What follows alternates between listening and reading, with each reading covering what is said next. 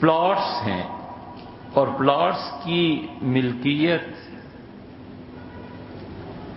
دیکھیں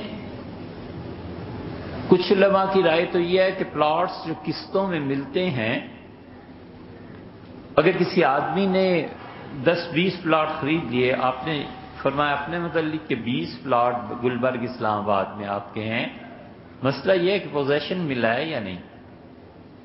اگر آپ کو اس کا قبضہ نہیں ملا اور آپ ہولی سولی اتنے مالک نہیں ہیں کہ اسے خرید سکیں، بیچ سکیں، جو چاہیں آپ کر سکیں، اس وقت تک زکوٰۃ نہیں ہے۔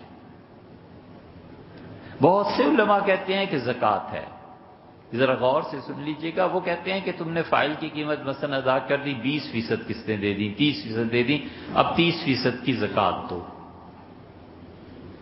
ہم لوگ یہ کہتے ہیں کوئی زکوٰۃ نہیں جب تک کہ پلاٹ تمہیں پورا نہ مل جائے۔ وہ کہتے ہیں پلاٹ مل گیا تمہیں، پوزیشن نہیں ہے، اب زکوٰۃ دو۔ ہم کہتے ہیں نہیں، اور وجہ یہ نہیں ہے کہ شریعت میں کوئی اختلاف، وجہ پاکستان کے حالات ہیں۔ یہاں پتہ ہی نہیں ہوتا کس کی زمین کون لے کے چلا جائے، یہاں پتہ ہی نہیں ہوتا کہ کیا فراڈ ہو۔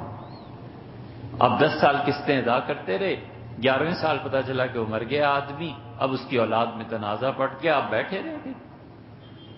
جس ملک میں 100 سال جائیداد کے تنازع چلتے رہے، ایک طرف وہ پیسہ پھنسا بیٹھا ہے، ہم اس نظام کے لیے کوئی بات نہ کریں کہ یار بدلو ان مصیبتوں کو، اور دوسری طرف اس غریب کو کہیں اور بھی زکوٰۃ دیتے رہو، چاہے سرمایہ دار کے اور بھی زکوٰۃ کیوں دیتا رہے۔